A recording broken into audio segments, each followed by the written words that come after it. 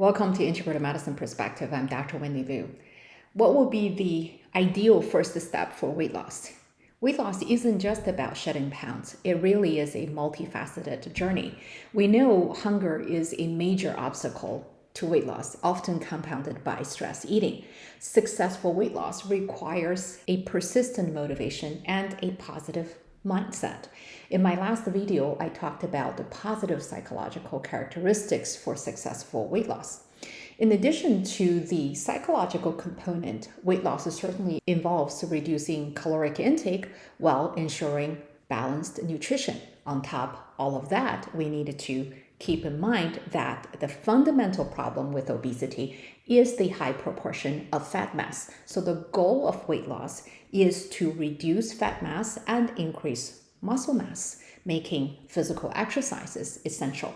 Lastly, for people with chronic conditions like diabetes and high blood pressure, tailoring medication strategies alongside weight management is crucial to avoid potential risks of low blood sugar or blood pressure levels. So how does one begin weight loss journey? Well, a comprehensive approach is certainly nice. It can also be daunting. Crafting a multifaceted plan under medical guidance is one thing, but executing it at home is another challenge altogether. Building positive psychological characteristics, improving dietary habits, engaging in physical activities, and adjusting medications all at the same time can be overwhelming. Hence, initiating weight loss from one or two aspects is a more practical approach. Weight loss is really a long-term endeavor. That is not only because weight loss takes time, but also because the hungry feeling persists throughout and even after the weight loss process. Many people anticipate once they reach their target weights and achieve energy balance, hunger will dissipate. However, studies have shown otherwise. Even after a year post-weight loss, hunger persists. The blood levels of appetite-stimulating hormones don't return to pre-weight loss levels. This indicates the body continues to signal increased appetite. The body does not immediately accept the new weight as a set point to either trigger or suppress appetite. This takes time.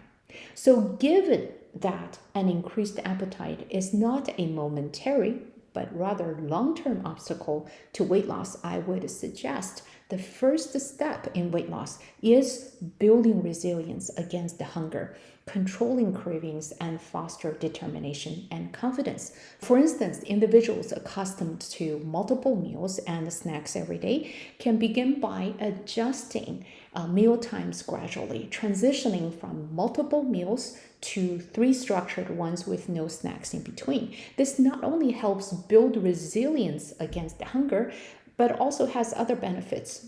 Regular eating patterns allow the digestive system to work and rest regularly. It takes 5 hours for the stomach acid to return to pre-meal levels and 6 to 8 hours for food to pass the stomach and the small intestines. So 3 regular meals with no snacks in between aligns with the normal digestive physiology. Now, building upon regular eating patterns and refraining from snacking, incorporating 5 to 10 minutes of resistance exercises every other day with additional sessions on days of snacking slip-ups can be very helpful. Of course, the additional exercises can be walking or jogging. I emphasize resistance exercises because they're effective in building muscle mass, which in turn boosts resilience to hunger. This has a lot to do with muscle energy reserves.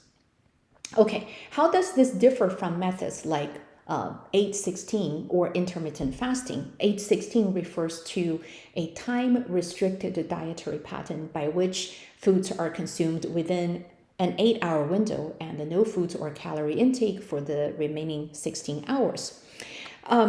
The efficacy of the 8-16 method in weight loss is highly debatable. A recent randomized study found that when calorie intake is the same, the 8-16 method had no significant advantage in weight loss and improving insulin resistance compared to the conventional dietary method.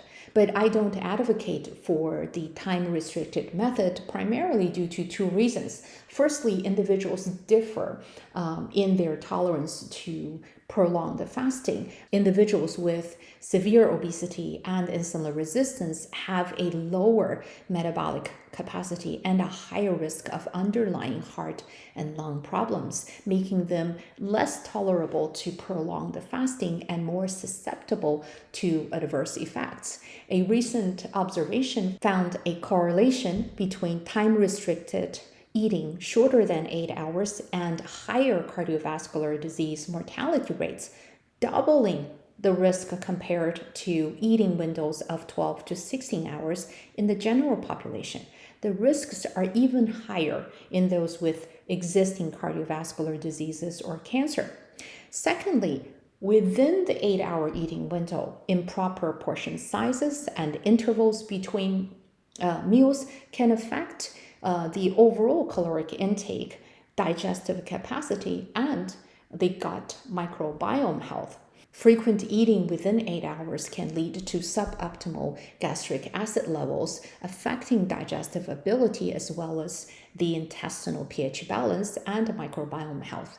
So, given the limitations of time-restricted eating, I usually don't recommend the 8-16 or similar dietary method.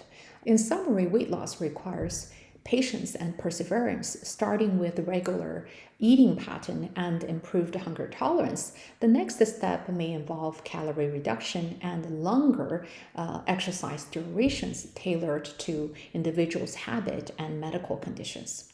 That's all for today's discussion. Please leave comments and questions. I will see you next time.